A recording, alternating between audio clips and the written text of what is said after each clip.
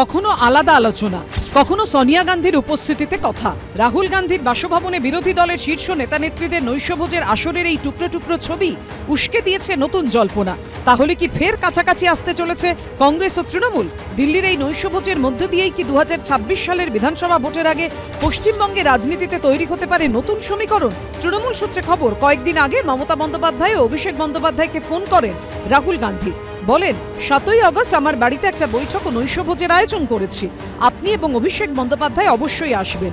সূত্রের খবর, ঠিক হয় রাহুল গান্ধীর আমন্ত্রণে দিল্লি যাবেন অভিষেক বন্দ্যোপাধ্যায়। পূর্ব নির্ধারিত কর্মসূচি বাতিল করে দিল্লি পৌঁছন তিনি, যোগ দেন নৈশভোজে। তৃণমূল সূত্রে খবর, বৃহস্পতিবার রাহুল গান্ধীর বাসভবনের নৈশভোজে প্রথমে এক টেবিলে বসেছিলেন অভিষেক বন্দ্যোপাধ্যায়, জেরেকব ব্রায়ান সহ মোট 8 জন নেতা।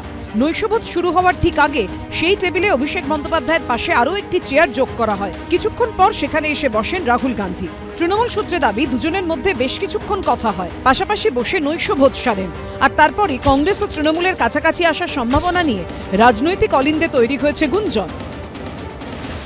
আমাদের অবস্থান খুব স্পষ্ট, তৃণমূলের জন্য যদি কেউ এক পা হাঁটে, তৃণমূল তার জন্য এক পা হাঁটবে, কিন্তু আমাদের প্রায়োরিটি হচ্ছে বেঙ্গল। এই ইস্যুটায় যে রাজনৈতিক দল তৃণমূলের পাশে থাকবে, আমরাও তাদের পাশে রয়েছি। না, সে যে রাজনৈতিক দল হোক। সূত্রের খবর, 1 সেপ্টেম্বর ভোটমুখী বিহারের পাটনার জনসভায় উপস্থিত থাকার জন্য মমতা বন্দ্যোপাধ্যায় ও অভিষেক বন্দ্যোপাধ্যায়কে আমন্ত্রণ জানিয়েছেন রাহুল গান্ধী। কিন্তু প্রশ্ন হলো, দিল্লির সমীকরণ কি পশ্চিমবঙ্গে খাটবে? দুর্বৃত্তরাজ সারা বাংলার মানুষকে অতিষ্ঠ করে দিয়েছে। মমতা ব্যানার্জি বুঝতে পারছে তার পায়ের তলার মাটি দুর্বল হয়ে যাচ্ছে। তাই কংগ্রেসকে তোল্লা মেরে যদি কংগ্রেসের প্রশংসা করে মুসলমান ভোটটাকে আমার পক্ষে রাখা যায়, এটা তার নতুন ঢপ, তার নতুন কৌশল, তার নতুন আরেকটা চালাকি।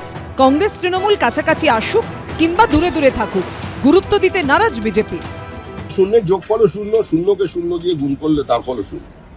মানুষ বুঝে গেছে তৃণমূলকে হারাতে পারে বিজেপি, তাই মানুষ এবার আর ওই নো ভোট টু বিজেপি এসবে অংশগ্রহণ করবে না। কংগ্রেসের যেটুকু অবস্থা আছে এখন, যদিও একটা প্যারাসাইট আঞ্চলিক দলকে ধরে বেঁচে আছে, ওখানে যদি ধরতে যায় ও তৃণমূলও ডুববে, কংগ্রেস।